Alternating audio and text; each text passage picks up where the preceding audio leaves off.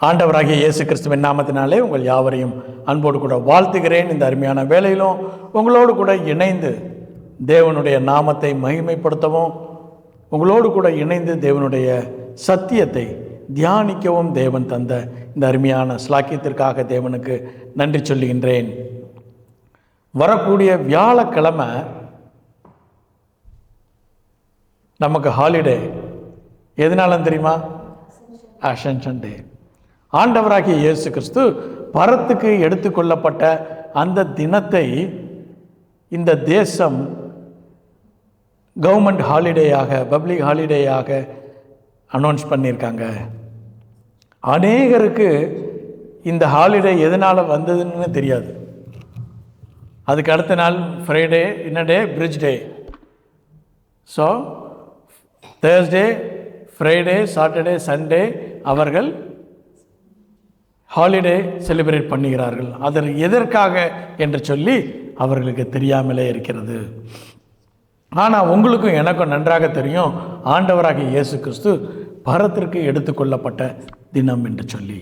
இதற்கு ஆதாரமாக வாசிக்கப்பட்ட வேத பகுதியிலிருந்து ஒரு வசனத்தை வாசிப்போம். அப்போஸ்தலர் நடவடிக்கை 1ஆம் அதிகாரம் 11வது வசனத்தை யாராவது வாசிப்போம்.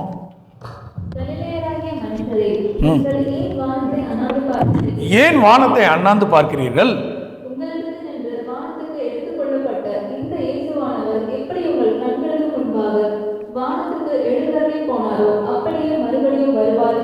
என்றார்கள். இந்த காரியத்தை தான் இந்த நாளில் நாம் தியானிக்க போகின்றோம். ஆண்டவராகிய இயேசு கிறிஸ்து ஏன் பரத்துக்கு எடுத்துக்கொள்ளப்பட வேண்டும் என்று சொல்லி, அவர் பரத்திற்கு எடுத்துக்கொள்ளப்பட்டார் என்று சொன்னால் இப்போது அவர் எங்கே என்று சொல்லி பார்க்க போகின்றோம். அவர் பரத்திற்கு எடுத்துக்கொள்ளப்பட்டதினாலே நமக்கு என்னென்ன நன்மைகள் கிடைக்கப்பட்டிருக்கிறது என்பதை குறித்து சுருக்கமாக இந்த நாளில் நாம் தியானிக்க போகின்றோம். முதலாவதாக, இந்த நிகழ்வு ஒரு ஈவெண்ட். இது சரித்திரபூர்வமாக நடந்த ஒரு நிகழ்வு. எப்படி ஆண்டவராகிய இயேசு கிறிஸ்து இந்த உலகத்திலே பிறந்தாரோ, எப்படி ஆண்டவராகிய இயேசு கிறிஸ்து இந்த உலகத்திலே சிலுவையிலே மரித்தாரோ, எப்படி ஆண்டவராகிய இயேசு கிறிஸ்து 3ஆம் நாளிலே உயிர்த்தெழுந்தாரோ, அதே போன்ற ஒரு நிகழ்வு. ஆண்டவராகிய இயேசு கிறிஸ்து உயிரோடு கூட பரத்திற்கு எடுத்துக்கொள்ளப்பட்டார் என்று சொல்லி, இந்த நிகழ்வுக்கு முன்னதாக 40 நாட்கள் ஆண்டவராகிய இயேசு கிறிஸ்து 12 முறை சீஷர்களுக்கு காட்சியளித்தார்.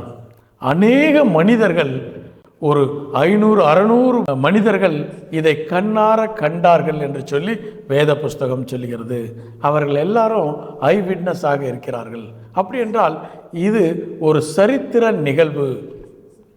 எப்படி ஆண்டவராகிய இயேசு கிறிஸ்து பிறந்ததை நீங்களும் நானும் இல்லை என்று சொல்ல முடியாதோ, அப்படியாக இந்த நிகழ்வையும் நீங்களும் நானும் இல்லை என்று சொல்லி தள்ளிவிட முடியாது.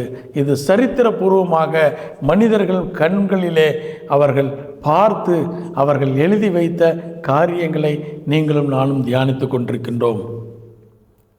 வாசிப்போம். அப்போஸ்தலர் நடவடிக்கை 1ஆம் அதிகாரம் 9வது வசனத்திலிருந்து 11வது வசனம் வரை வாசிப்போம். மீண்டுமாக அவர்கள் பார்த்து கொண்டிருக்கையில் உயிரை எடுத்துக் கொள்ளப்பட்டார். அவர்கள் கண்களுக்கு மறைவாக ஒரு மேகம் அவரை எடுத்துக் கொண்டது. போதும். ஆண்டவராகிய இயேசு கிறிஸ்து இந்த உலகத்திலே இருந்தபோது அவர் இந்த உலகத்திலே மனிதர்களுக்காக அவர் ஊழியம் செய்தார். அந்த ஊழியம் நிறைவின் முடிவிலே ஆண்டவராகிய இயேசு கிறிஸ்து பரத்திற்கு எடுத்து செல்லப்பட்டார். அங்கிருந்து அவர் ராஜரீகம் செய்கிறார் என்று சொல்லி, அவர் எங்கே போனார்? பிதாவினுடைய வலது பார்சத்திலே வீற்றிருக்கிறார். அதை தான் 2வது காரியமாக பார்க்க போகின்றோம். ஆண்டவராகிய இயேசு கிறிஸ்து பரத்திற்கு எடுத்துக்கொள்ளப்பட்டு பிதாவினுடைய வலது பார்சத்திலே அவர் வீற்றிருக்கிறார் என்று சொல்லி, அதற்கு ஆதாரமாக எபேசியர் 1ஆம் அதிகாரம் 20, 21, 22, 23 வசனங்களை வாசிக்க கேட்போம். எபேசியர் 1ஆம் அதிகாரம் 20வது வசனத்திலிருந்து.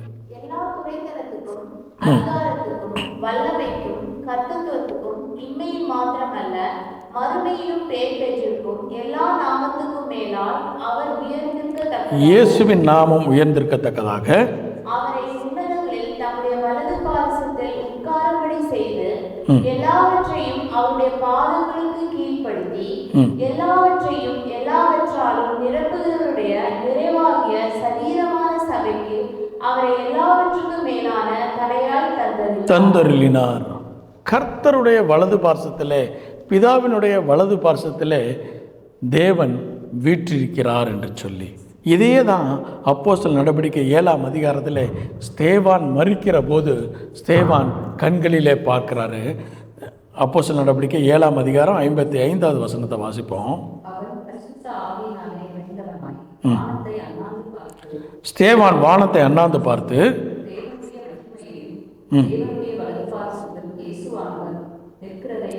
வலது பார்சத்தில் இயேசுவானவர் நிற்கிறதையும் கண்டான்.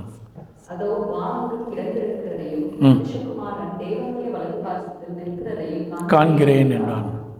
இந்த வசனம் எனக்கு மிகவும் பிடித்தமான வசனம். இல்லை, யாராவது மனிதர்கள், உயர்ந்த மனிதர்கள் வர்றாங்கன்னா என்ன செய்யணும்? ஸ்டாண்டிங் வெல்கம் கொடுக்கணும். இப்போ ஸ்தேவான் மரிக்கிறாரு, ஆண்டவராகிய இயேசு கிறிஸ்து எங்கேருந்து ஸ்டாண்டிங் வெல்கம் கொடுக்குறாரு? பிதாவினுடைய வலது பார்சத்திலே நின்று அவர் வெல்கம் பண்ணுறாராம். அப்போ பிதாவினுடைய வலது பார்சத்திலே அவர் அங்கே வீற்றிருக்கிறார். தொடர்ச்சியாக ஒரு வசனத்தை வாசிப்போம். சங்கீதங்களின் புஸ்தகம் 110ஆம் சங்கீதம் 1வது வசனத்தை வாசிப்போம்.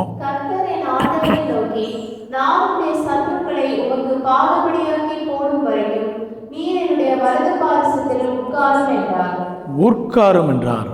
பிதா சொல்றாரு இயேசு கிறிஸ்துவை பார்த்து, என்னுடைய இந்த எல்லாரையும் உம்முடைய பாதப்படிக்கு உள்ளாக்கும் போடும் வரையில் நீர் என்னுடைய வலது பார்சத்தில் உட்காரும் என்று. இதே வசனத்தை தான் ஆண்டவராகிய இயேசு கிறிஸ்து அவர் ஊழியம் செய்த போது பரிசேயர்களோடு கூட பேசுகிறார்.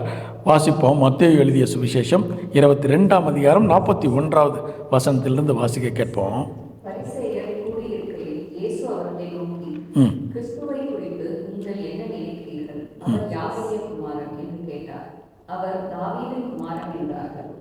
பரிசேயர்கிட்ட கேட்குறாரு, யார் இந்த மேசியான்னு கேட்டால் அவங்க என்ன சொல்கிறாங்க? தாவீதின் குமாரன் என்று சொல்கிறார்கள். தொடர்ந்து வாசிப்போம்.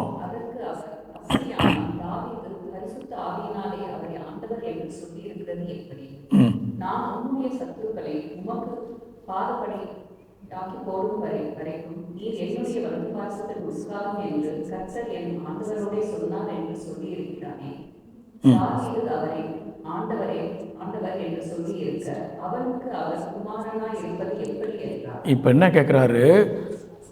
நீங்க விசுவாசிக்கிற உங்களுடைய தகப்பனாகிய தாவீது சொல்றாரு, என் ஆண்டவரே உம்முடைய வலது பாசத்தில் உட்காரும்படி செய்வார் என்று சொல்லி. அப்ப அந்த ஆண்டவர் யாரு? சொன்ன ஆண்டவர் யாரு என்று சொல்லி அதை தான் வாசிக்கிறோம். சங்கீதங்களின் 110-11ஆம் அதிகாரம். கர்த்தர் என் ஆண்டவரை நோக்கி. அப்ப கர்த்தர் யாரு, என் ஆண்டவர் யார் என்று சொல்லி ஆண்டவராகிய இயேசு கிறிஸ்து அந்த பரிசேயர்களை கேட்கிறார். அப்ப கர்த்தருடைய வலது பார்சத்திலே இயேசு கிறிஸ்து உட்கார்ந்திருக்கிறார். அப்ப என்ன சொல்றாரு? நான் உம்முடைய சத்துருக்களை உமது. இப்போ ஒரு கேள்வி வருது. ஆண்டவராகிய இயேசு கிறிஸ்து சிலுவையில் சத்துருவானவன் என்ன செஞ்சார்? தலையை நசுக்கிட்டாரு. அப்புறம் எப்படி மீண்டுமாக பாதபடி போடும்போது வரைக்கும் என்று சொல்கிறார்? அப்போ அந்த இடத்துல உம்முடைய என்று சொல்லுகிறது அவருடைய பாதங்களுக்காக அல்ல, திருச்சபை உங்களுடைய என்னுடைய பாதங்களுக்கு கீழாக சத்துருவை கொண்டு வரும் வரைக்கே தேவனானவர் நம்முடைய ஆண்டவராகிய இயேசு கிறிஸ்து பிதாவினுடைய வலது பார்சத்திலே வீற்றிருக்க வேண்டும். உங்களுடைய என்னுடைய பாதங்களுக்கு கீழாக சத்துருவானவன் வர வேண்டும். ஆனால் நம்ம என்ன செஞ்சிட்டு இருக்கோம்? சத்துருவானவனை எதிர்த்து நில், அவன் ஓடி போவான். அவனை ஓட விட்டுக்கிட்டே இருக்கிறோம். நீங்களும் நானும் செய்ய வேண்டிய காரியம் என்னென்னா, சத்துருவானவனை எங்கே கொண்டு வரணும்? பாதத்திற்கு கீழாக நீங்களும் நானும் கொண்டு வர வேண்டும்.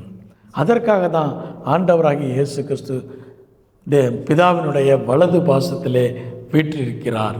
அது மாத்திரமல்ல, ஆண்டவராகிய இயேசு கிறிஸ்து பரத்துக்கு எடுத்து செல்லப்பட்டதனுடைய காரணம் என்ன என்று சொன்னால், புதிய நம்பிக்கையை உங்களுக்கும் எனக்கும் கொடுக்கிறார். ஒரு புதிய நம்பிக்கையை உங்களுக்கும் எனக்கும் கொடுக்கிறார். எடுத்தவர்கள் வாசிப்போம். யோவான் எழுதிய சுவிசேஷம் 14ஆம் அதிகாரம் 2ஆம் அதிகாரம் 2வது வசனம் 3வது வசனம். என் பிதாவின் வீட்டில் அநேக வாசஸ்தலங்கள் உண்டு.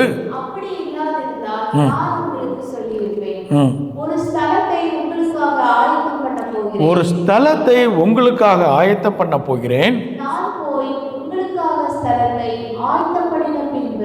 நான் இருக்கிற இடத்திலே நீங்களும் இருக்கும்படி நான் மறுபடியும் வந்து உங்களை என்னிடத்தில் சேர்த்துக் கொள்வேன். ஆண்டவராகிய இயேசு கிறிஸ்து பரத்திற்கு எடுத்து செல்லப்பட்டதின் முக்கியமான காரியம் என்ன என்று சொன்னால், உங்களுக்கும் எனக்கும் பரலோகத்தில் என்ன ஏற்படுத்த போகிறாரு? ஸ்தலத்தை ஏற்படுத்த போகிறார். பிதாவின் இடத்துல எத்தனை ஸ்தலங்கள் உண்டு? அநேக வாசஸ்தலங்கள் உண்டு. ஆனாலும் உங்களுக்காகவும் எனக்காகவும் அவர் ஒரு ஸ்தலத்தை ஆயத்தம் பண்ண போயிருக்கிறார். அந்த ஸ்தலத்தை ஆயத்தம் பண்ண பின்பு அவர் வந்து உங்களையும் என்னையும் தன்னோடு கூட கூட்டிச் செல்வார். அதுதான் ஒரு முக்கியமான ஒரு காரியம். ஆண்டவராகிய இயேசு கிறிஸ்து பரத்திற்கு எடுத்துக்கொள்ளப்படும் போது அந்த சீஷர்கள், கலிலேயர்கள் அவரை நோக்கி பார்த்து கொண்டிருந்தார்கள். மறுபடியும் அந்த வசனம் வாசிப்போமா? அப்போஸ்தலர் நடவடிக்கை 1ஆம் அதிகாரம் 11வது வசனம். கலிலேயாவிய மனுஷரே, நீங்கள் ஏன் வானத்தை அண்ணாந்து பார்த்து நிற்கிறீர்கள்? உங்களிடத்திலிருந்து வானத்துக்கு எடுத்துக் கொள்ளப்பட்ட இந்த இயேசுவானவர் எப்படி உங்கள் கண்களுக்கு முன்பாக வானத்துக்கு எழுந்தருளி போனாரோ அப்படியே மறுபடியும் வருவார் என்றார்கள். அவர் பரத்திற்கு எடுத்து செல்லப்படும் போது அதை பார்த்து கொண்டிருந்த சீஷர்களுக்கு ஒரு பலன் கிடைத்தது. இதே சம்பவத்தை பழைய ஏற்பாட்டில் ஒரு சம்பவத்தை பார்க்குறோம். 2 ராஜாக்கள் 2ஆம் அதிகாரம் 1லிருந்து 14 வரையிலே அந்த சம்பவம் கொடுக்கப்பட்டிருக்கிறது. இந்த சம்பவம் உங்களுக்கும் எனக்கும் ஒரு தெரிந்த சம்பவம். என்ன சம்பவம்? எலியா தீர்க்கதரிசி பரத்திற்கு எடுத்துக்கொள்ளப்பட்ட அந்த சம்பவம். அந்த காரியத்தை நம்ம வாசிப்போம். 1வது வசனத்தை வாசிப்போம். கர்த்தர் எலியாவை சுழற்காற்றிலே பரலோகத்திற்கு எடுத்துக்கொள்ள போகிற போது எலியா எலிசாவோடு கூட கில்காலிலிருந்து புறப்பட்டு போனார். தொடர்ந்து வாசிப்போம். எலியா எலிசாவை நோக்கி, நீ இங்கே இரு, கர்த்தர் என்னை பெத்தேல் மட்டும் போக அனுப்புகிறார் என்றார். அதற்கு எலிசா, நான் உம்மை விடுகிறதில்லை என்று கர்த்தரின் ஜீவனையும் உம்முடைய ஜீவனையும் கொண்டு சொல்கிறேன் என்றார். அப்படியே இருவரும் பெத்தேலுக்கு போனார்கள். அப்பொழுது பெத்தேலிலிருந்து தீர்க்கதரிசிகளின் புத்திரர் எலிசாவிடத்தில் வந்து, இன்றைக்கு கர்த்தர் உனக்கு தலைமையாயிருக்கிற உன் எஜமானை உன்னை விட்டு எடுத்துக்கொள்வார் என்பது உனக்கு தெரியுமா என்றார்கள். அதற்கு அவன், எனக்கு தெரியும், சும்மா இருங்கள் என்றார். இப்ப எலியா தேவனாலே எடுத்துக்கொள்ளப்பட வேண்டும். இந்த காரியத்தை யாருக்கு தெரிஞ்சிருந்துச்சு? எலிசாவுக்கும் தெரிஞ்சிருந்துச்சு. அந்த எலியாவின் தீர்க்கதரிசி புத்திரர்கள் யாவருக்கும், அந்த தீர்க்கதரிசி புத்திரர்கள் என்று சொன்னால் பைபிள் காலேஜ், இன்றைக்கி காலகட்டத்தில் சொல்ல வேண்டுமே ஆனால் பைபிள் காலேஜ் ஸ்டூடெண்ட்ஸ், அவங்க எல்லாத்துக்கும் தெரிஞ்சிருந்துச்சு. என்ன தெரிஞ்சிருந்துச்சு? இன்றைக்கி எலியா எங்கே போகிறாரு? பரத்துக்கு எடுத்துக்கொள்ளப்படுகிறார் என்று சொல்லி. எலிசா என்ன சொல்கிறாரு? அதெல்லாம் எனக்கு தெரியும், நான் அவர் கூடயே போவோம். முதலாவதாக பெத்தேலுக்கு போகிறாங்க. பெத்தேலுக்கு போயிட்டு அவர் என்ன சொல்கிறாரு? சரி, நான் எரிகோ வரைக்கும் நான் போகிறேங்கிறாரு. அப்பையும் எலிசா என்ன சொல்கிறாரு? உண்மை நான் விட மாட்டேன், நான் உன் கூடவே நான் வருவேன்னு சொல்லி எரியோவுக்கு வந்துட்டாங்க. எரியோவுக்கு வந்தவுடனே மறுபடியும் எலியா சொல்கிறாரு, நீ இங்கே தங்கிரு, நான் யோர்தானை கடந்த அந்த பக்கம் போகிறேன் அப்படின்னு சொல்லி. அவர் சொல்கிறார், அப்படிலாம் முடியாது, நானும் உம்மோடு கூட வருவேன் என்று சொல்லி அந்த யோர்தான் நதியை கடந்து அந்த இடத்துல போகும்போது என்ன நடந்தது என்று சொல்லி வாசிப்போம். தொடர்ந்து வாசிப்போம் 6வது வசனத்திலிருந்து. பின்பு எலியா அவனை நோக்கி, நீ இங்கே இரு, கர்த்தர் என்னை யோர்தானுக்கு அனுப்புகிறார் என்றான். அதற்கு அவன், நான் உம்மை விடுகிறதில்லை என்று கர்த்தருடைய ஜீவனையும் உம்முடைய ஜீவனையும் கொண்டு சொல்கிறேன் என்றார். அப்படியே இருவரும் போனார்கள். தீர்க்கதரிசிகளின் புத்திரரில் 50 பேர் போய் தூரத்திலே பார்த்து கொண்டு நின்றார்கள். அவர்கள் இருவரும் யோர்தான் கரையிலே நின்றார்கள். அப்பொழுது எலியா தன் சால்வையை எடுத்து முறுக்கி தண்ணீரை அடித்தான். அது இரு பக்கமாய் பிரிந்தது. அவர்கள் இருவரும் உலர்ந்த தலைவலியாய் அக்கறைக்கு போனார்கள். யோர்தான் இரண்டாக பிளந்தது. இதுக்கு முன்னாடி யோர்தான் யார் வரும்போது இரண்டாக, இஸ்ரவேல் புத்திரர்கள் வரும்போது அது பின்னிட்டு போனது. யாருடைய காலத்தில்? யோசுவாவின் காலத்தில். இப்போ யோர்தான் ரெண்டாக பிளந்து இவர்கள் இருவரும் யோர்தானை கடந்து அந்த பக்கம் வர்றாங்க. தொடர்ந்து வாசிப்போம் என்ன நடந்தது என்று. அவர்கள் அக்கறைப்பட்ட பின்பு எலியா எலிசாவை நோக்கி, நான் உன்னை விட்டு எடுத்துக்கொள்ளப்படும் முன்னே நான் உனக்கு செய்ய வேண்டியது என்ன கேள் என்றான். அதற்கு எலிசா, உம்மிடத்தில் உள்ள ஆவியின் வரம் எனக்கு இரட்டிப்பாய் கிடைக்கும்படி வேண்டுகிறேன் என்றான். அதற்கு அவன் அரிதான காரியத்தை கேட்டான். அரிதான காரியத்தை. இப்போ எலிசா என்ன கேட்குறாரு? எனக்கு எத்தனை வேணும்? டபுள் போர்ஷன், ரெட்டிப்பான ஆசீர்வாதம் வேணும். உமக்கு இருக்கிற ஆசீர்வாதத்தை காட்டிலும் எனக்கு ரெட்டிப்பான ஆசீர்வாதம் வேண்டும் என்று கேட்கும்போது எலியா என்ன சொல்றாரு? அரிதான காரியத்தை கேட்டாய். தொடர்ந்து வாசிப்போம். நான் எடுத்துக்கொள்ளப்படுகையில் என்னை நீ கண்டால் உனக்கு கிடைக்கும். நீ ரெட்டிப்பான பலன் கிடைக்க வேண்டுமே ஆனால் உன்னை நான் எடுத்துக்கொள்ளப்படும் போது நீ என்ன செய்யணும்? என்ன பார்க்கணும். இப்போ கலிலேயர் ஆண்டவராகிய இயேசு கிறிஸ்துவை பார்க்குறாங்க. அப்போ என்ன கிடைச்சிருக்கும்? ரெட்டிப்பான ஆசீர்வாதம் அந்த சீஷர்களுக்கு கிடைக்கும். ஆனால் உடனே கிடைக்கல. அவர்கள் 10 நாட்கள், அவர்கள் பெந்திகோஸ்தின் நாள் வரையிலும் அவர்கள் காத்திருக்க வேண்டியது அவசியமாக இருந்தது. தொடர்ந்து இந்த சம்பவத்தை வாசிப்போம். 11வது வசனத்தில். அவர்கள் பேசிக்கொண்டு நடந்து போகையில் இதோ அக்கினி ரதமும் அக்கினி குதிரைகளும் அவர்கள் நடுவாக வந்து இருவரையும் பிரித்தது. எலியா சுழல் காற்றிலே பரலோகத்திற்கு ஏறி போனான். அதை எலிசா கண்டு, என் தகப்பனே, என் தகப்பனே, இஸ்ரவேலுக்கு ரதமும் குதிரை வீரருமாய் இருந்தவரே என்று புலம்பினான். அவனை அப்புறம் காணாமல் தன் வஸ்திரத்தை பிடித்து 2 துண்டாக கிழித்தான். பின்பு அவன் எலியாவின் மேல் இருந்து கீழே விழுந்த சால்வை எடுத்து திரும்பி போய் யோர்தான் கரையிலே நின்று எலியாவின் மேல் இருந்து கீழே விழுந்த சால்வையை பிடித்து, எலியாவின் தேவனாகிய கர்த்தர் எங்கே என்று சொல்லி தண்ணீரை அடித்தான். தண்ணீர் அடித்தவுடனே அது இரு பக்கமாய் பிரிந்ததினால் எலிசா இக்கரை பட்டான். போதும்.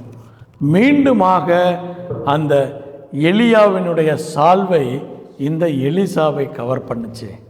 அப்போ தான் அவனுக்கு என்ன கிடச்சிச்சு? ரெட்டிப்பான ஆசீர்வாதம். இதற்கு முன்னதாக எலிசாவை என்ன செஞ்சிருக்காரு? சால்வையை போட்டிருக்கிறார். அது எந்த சம்பவம்? முதல் முறையாக இந்த எலிசாவை தனக்காக தன்னுடைய ஊழியக்காரனாக எடுக்கும்போது எலிசாவின் மீது சால்வையை போட்டார். 1 ராஜாக்கள் 19ஆம் அதிகாரம் 19வது வசனத்திலிருந்து வாசிப்போம்.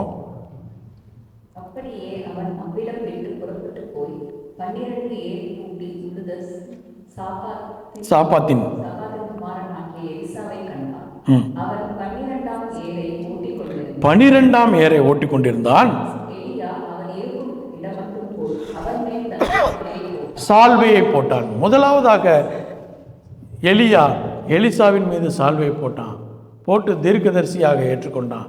இப்போ பரத்திற்கு எடுத்துக்கொள்ளப்படும் போது எலியாவினுடைய சால்வை யார் மீது விழுந்தது? எலிசாவின் மீது விழுந்த போது ரெட்டிப்பான ஆசீர்வாதத்தை, ரெட்டிப்பான ஆவியின் வரங்களை அவன் பெற்றுக்கொண்டான். அதே போல இந்த கலிலேயராகிய சீஷர்கள், திருச்சபை ஆண்டவராகிய இயேசு கிறிஸ்து எடுத்துக்கொள்ளப்படுவதை கண்டபோது அவர்களுக்கும் அப்படிப்பட்ட ஒரு அனுபவத்திற்குள்ளாக அவர்கள் கடந்து வந்தார்கள். சரி, இந்த சம்பவத்தை வச்சு சமீபத்தில் ஒரு யூடியூப்பில் ஒரு மெசேஜ் வந்துச்சு. அதை ஒரு சகோதரி இந்தியாவிலிருந்து பார்த்துட்டு எனக்கு ஒரு மெயில் அனுப்பிச்சிருந்தாங்க. இது எப்படிப்பட்ட காரியம் என்று சொல்லி. அந்த காரியத்தில் என்ன சொல்கிறாங்கன்னா, இந்த எலியா பரத்திற்கு எடுத்துக்கொள்ளப்படவே இல்லை.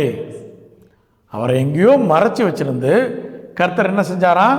கொண்டு வந்து மறுபடியும் விட்டுட்டாரு என்று சொல்லி யூடியூப்பில் இந்த காரியம் வைரலாக போயிட்டுருக்கு.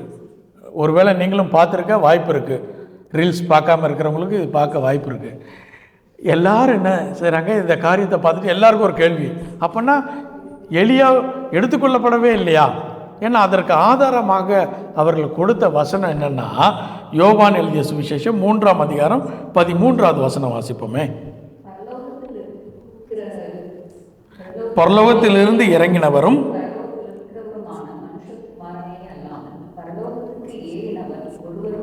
பரலோகத்துக்கு ஏறினவன் ஒருவனும் இல்லை என்று சொல்லி வேத வசனம் திட்டமாக சொல்லுகிறது. அப்படி இருக்கும்போது எலியா எப்படி பரலோகத்திற்கு சென்றிருக்க முடியும்? ஆகையினால செல்லவே கிடையாது. இதை தவறான திருச்சபை புரிந்து வைத்திருக்கிறது என்று சொல்லி அதை தான் நம்ம பார்த்தோம். அதுக்கு இன்னொரு வசனத்தையும் ஆதாரமாக சொல்கிறார்கள். வாசிப்போம். 2 நாளாகமம் 21ஆம் அதிகாரம் 12வது வசனம்.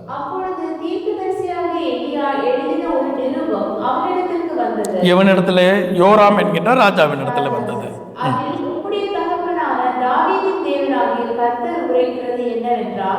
நீ உன் தகப்பனாகிய யோசபாத்தின் வழிகளிலும் யூதாவின் ராஜாவாகிய ஆசாவின் வழிகளிலும் நடவாமல். போதும். இப்ப எலியாவினுடைய ஒரு நிருபம் யாருக்கு கிடைச்சது? யோராம் என்கின்ற ராஜா. இந்த யோராம் யார் என்று சொன்னால் யோசபாத் ராஜாவினுடைய குமாரன்.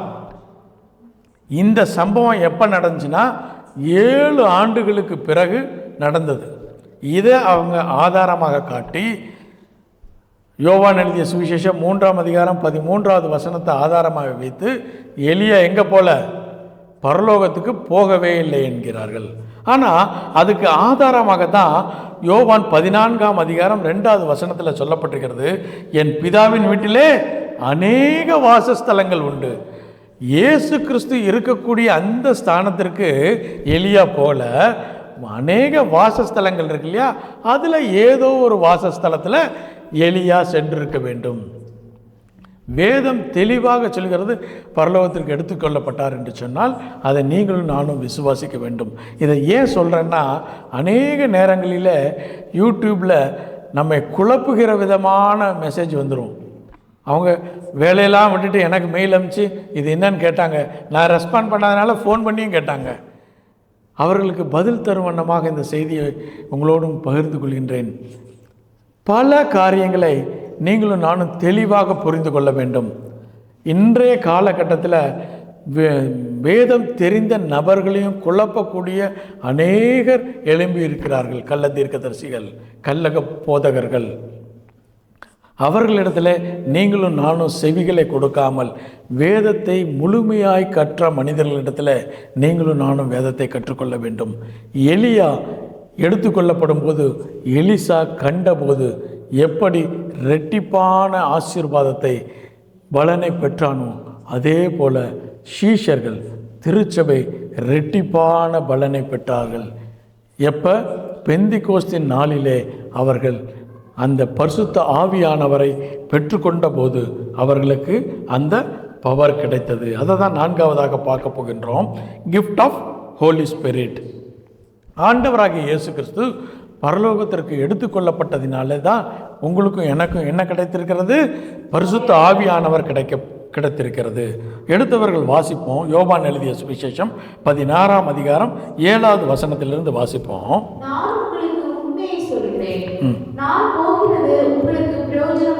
நான் போகிறது, இயேசு கிறிஸ்து சொல்றாரு, நான் பரலோகத்திற்கு போகிறது உங்களுக்கு பிரயோஜனமாயிருக்கும்.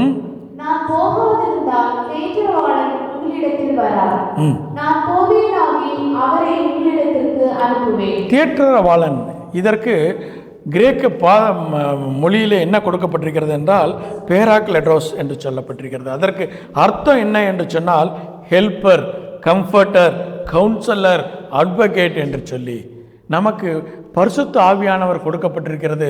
அந்த பரிசுத்த ஆவியானவர் உங்களுக்காகவும் எனக்காகவும் பரிந்து பேசுகிறார். அவர் நமக்காக உதவி செய்கிறவராக இருக்கிறார். அப்படிதான் நினைச்சிட்டு இருக்கிறோம். அடுத்த வசனம் என்ன சொல்லுதுன்னு பாருங்க. அவர் வந்து என்ன சொல்வாரா? பாவத்தை குறித்தும் நீதியை குறித்தும் நியாய தீர்ப்பை குறித்தும் உலகத்தை உங்களையும் என்னையும் கண்டித்து உணர்த்துவார். நம்ம நினைச்சிட்டு இருக்கோம் பரிசுத்த ஆவியானவர் வந்து என்ன செய்வார்? வரங்களை கொடுத்துருவாரு, தீர்க்க தரிசனம் சொல்லலாம். நம்ம என்ன செய்யலாம்? சுகமளிக்கலாம் எல்லாருக்கும் நினச்சிட்டு இருக்கோம். ஆனால் அவர் வந்தவுடனே முதல்ல செய்கிற காரியம் பாவத்தை குறித்தும் நீதியை குறித்தும் நியாய தீர்ப்பை குறித்தும் உலகத்திற்கு கண்டித்து உணர்த்துவார். இந்த காரியத்தை நீங்களும் நானும் புரிந்து கொள்ள வேண்டும். ஏதோ பரிசுத்த ஆவியானவர் என்னிடத்தில் வந்துவிட்டால் நான் என்ன செய்யலாம், சூப்பர் நேச்சுரலி ஏதாவது காரியங்களை செய்ய முடியும் என்பதற்காக அல்ல. அவர் உங்களையும் என்னையும் முதலாவதாக பாவத்தை குறித்து, நீங்களும் நானும் செய்யக்கூடிய சின்ன சின்ன பாவங்களை குறித்து உங்களோடும் என்னோடு கூட இடைபடுகிறவராய் இருக்கிறார். இரண்டாவதாக நீதி, மற்றவர்களுக்கு நீங்களும் நானும் எப்படி நீதி செய்ய வேண்டும் என்பதை குறித்து அவர் கண்டித்து உணர்த்துகிறவராய் இருக்கிறார். நியாய தீர்ப்பு, பிதாவினாலே வரக்கூடிய நியாய தீர்ப்பு எப்படி இருக்கும் என்று சொல்லி உங்களுக்கும் எனக்கும் அவர் கண்டித்து உணர்த்துவார் என்று சொல்லி தொடர்ந்து வாசிப்போம். அவர்கள் என்னை விசுவாசியாதபடியினாலே பாவத்தை குறித்தும், நீங்கள் இனி என்னை காணாதபடிக்கு நான் என் பிதாவினிடத்திற்கு போகிறபடியினாலே நீதியை குறித்தும், இந்த உலகத்தின் அதிபதி நியாயம் தீர்க்கப்பட்டதினாலே நியாய தீர்ப்பை குறித்தும் கண்டித்து உணர்த்துவார்.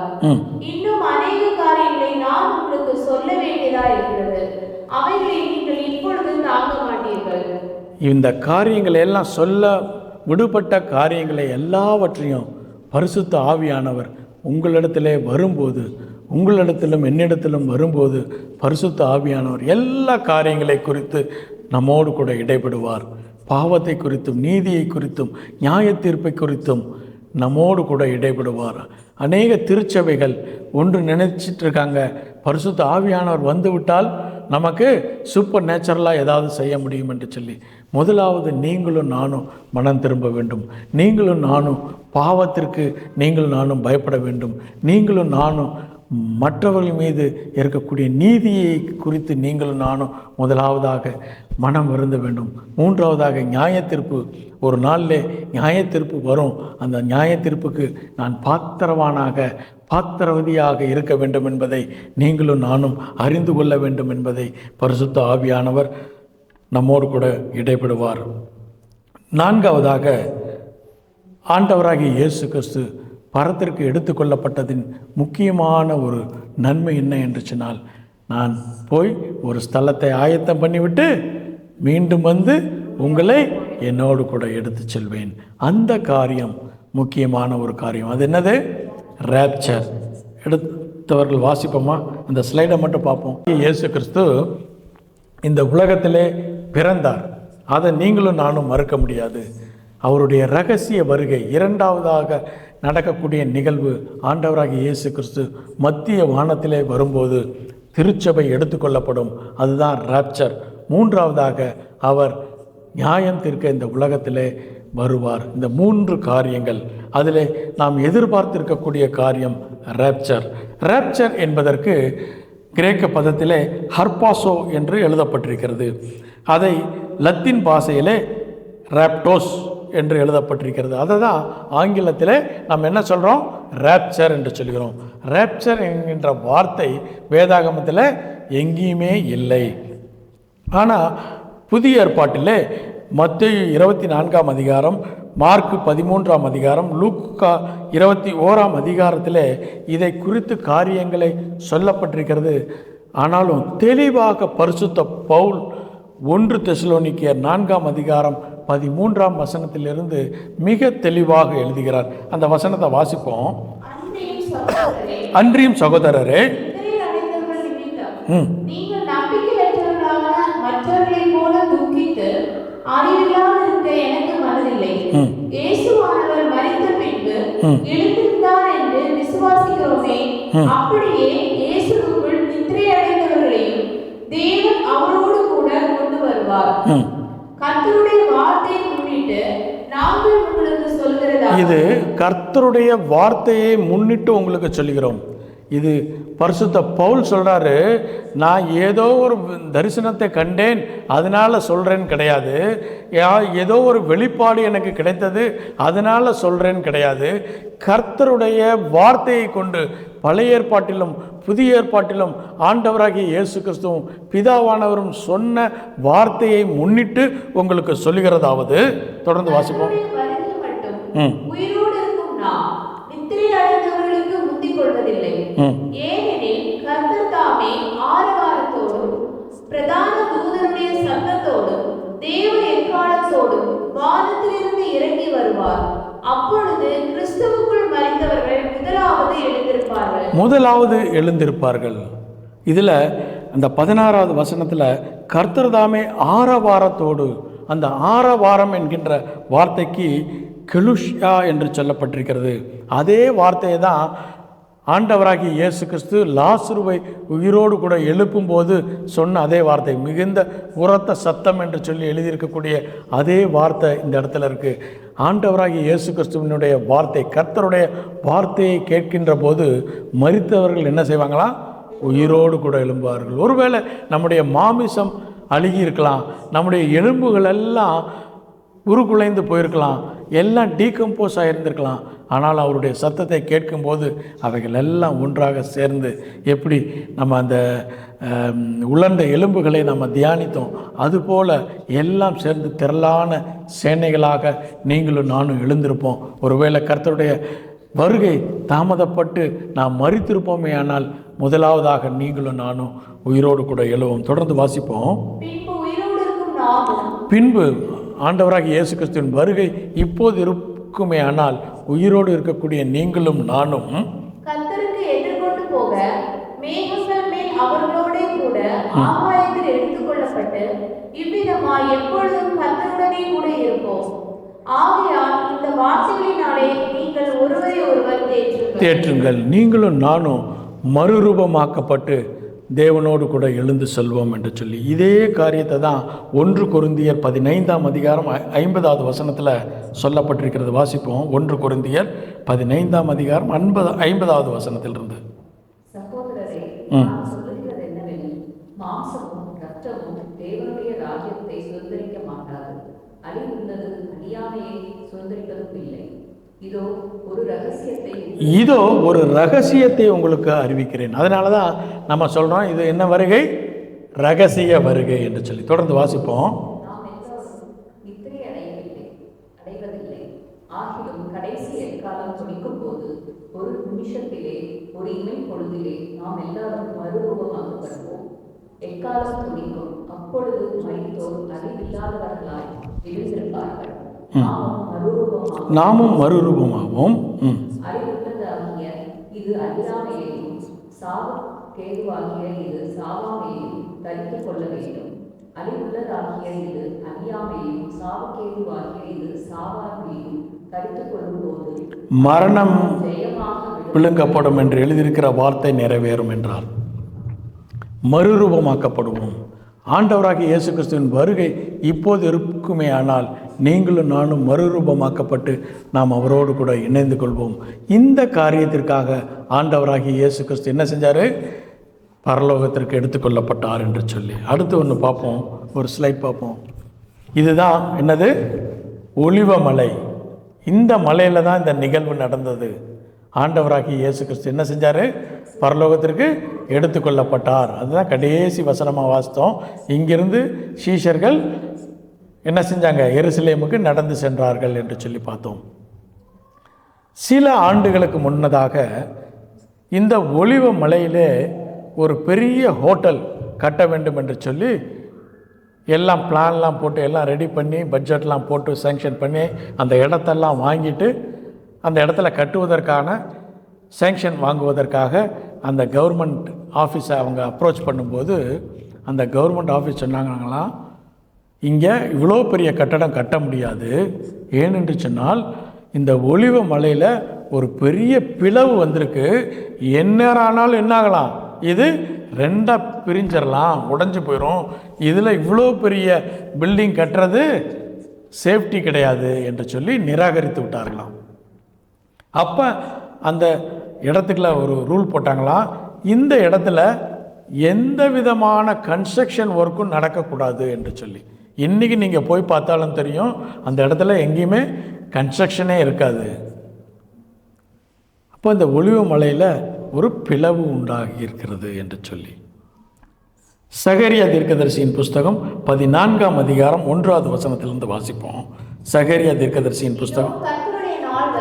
இதோ கர்த்தருடைய நாள் வருகிறது, எருசலேமுக்கு விரோதமாக யுத்தம் பண்ண சகல ஜாதிகளையும் கூட்டுவேன். நகரம் பிடிக்கப்படும், வீடுகள் கொள்ளையாகும், ஸ்திரீகள் அவமானப்படுவார்கள், நகரத்தாரில் பாதி மனுஷர் சிறைப்பட்டு போவார்கள், மீதியான ஜனமோ நகரத்தை விட்டு அறுப்புட்டு போவதில்லை. கர்த்தர் புறப்பட்டு யுத்த நாளிலே போராடுவது போல அந்த ஜாதிகளோடே போராடுவார். அந்நாளில் அவருடைய பாதங்கள் கிழக்கே எருசலேமுக்கு எதிரே. அந்த நாளிலே ஆண்டவராகிய இயேசு கிறிஸ்துவனுடைய இரண்டாவது பகிரங்க வருகையை குறித்து இந்த இடத்துல தீர்க்க தரிசனமாக எழுதப்பட்டிருக்கிறது. வாசிப்போம். எதிரே இருக்கிற ஒலிவ மலையின் மேல் நிற்கும். அப்பொழுது மகா பெரிய பள்ளத்தாக்கு உண்டாகும்படி அவருடைய பாதங்கள், ஆண்டவராகிய இயேசு கிறிஸ்துவனுடைய பாதங்கள் பகிரங்க வருகையிலே எங்க வந்து நிக்குமா? இந்த ஒலிவ மலையில நிக்குமா? எந்த இடத்திலிருந்து எடுத்துக்கொள்ளப்பட்டாரோ அதே இடத்தில் அவருடைய பாதங்கள் வரும். தொடர்ந்து வாசிப்போம். அப்பொழுது மகா பெரிய பள்ளத்தாக்கு உண்டாகும்படி ஒலிவ மலை தன் நடுமையத்திலே கிழக்கு மேற்காய் எதிராய் பிளந்து போம். அதினாலே ஒரு பாதி வடபக்கத்திலும் ஒரு பாதி தென்பக்கத்திலும் சாயும். அப்பொழுது என் மலைகளின் பள்ளத்தாக்கு வழியாய் ஓடி போவீர்கள். மலைகளின் பள்ளத்தாக்கு போதும். ஆண்டவராகிய இயேசு கிறிஸ்துவின் பாதம் அந்த ஒலிவ மலையிலே விழும்போது ஒலிவ மலை என்ன ஆகுமா? ரெண்டாக பிளந்து விடும்.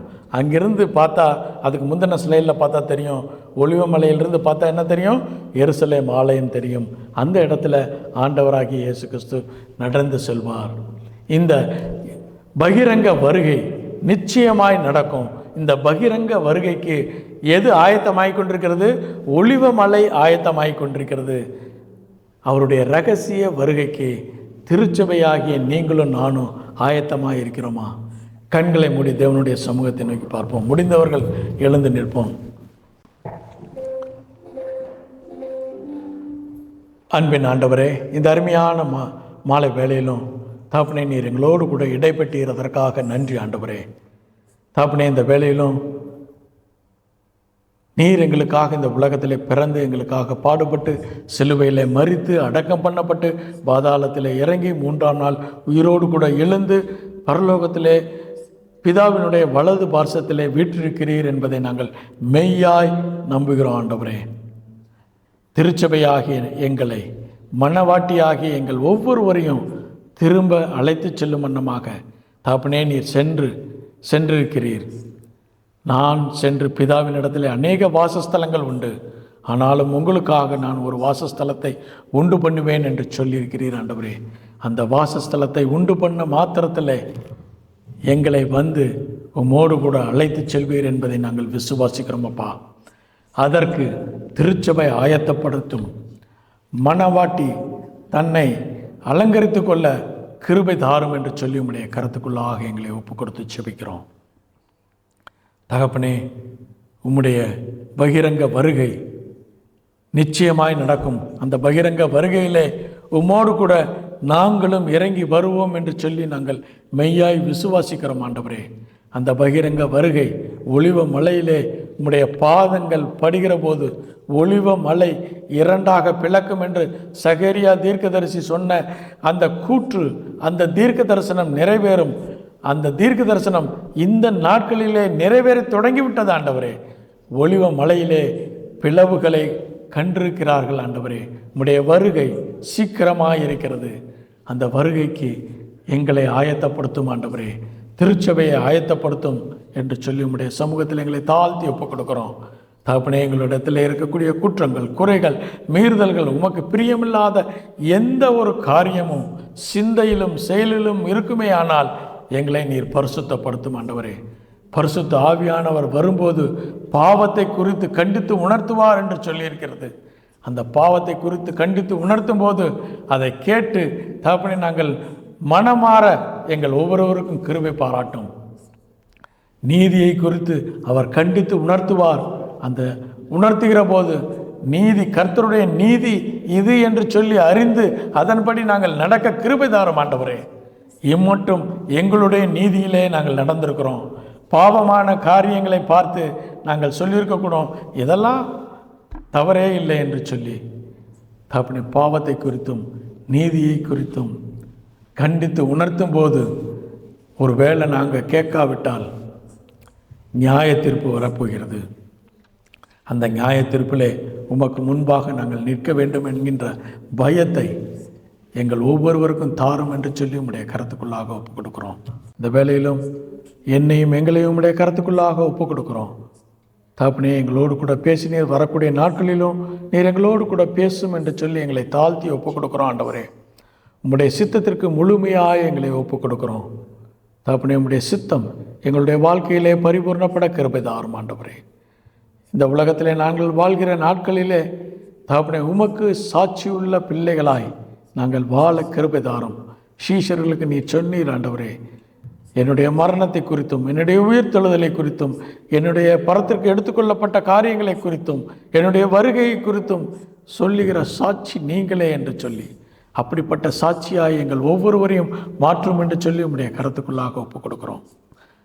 எல்லா துதி கனமையுமே உமக்கே செலுத்துகிறோம். இயேசு கிறிஸ்து என்ற உன்னதமான நாமத்தினாலே மன்றாடி ஜெபிக்கிறோம் எங்கள் ஜீவனுள்ள நல்ல பிதாவே. ஆமேன், ஆமேன்.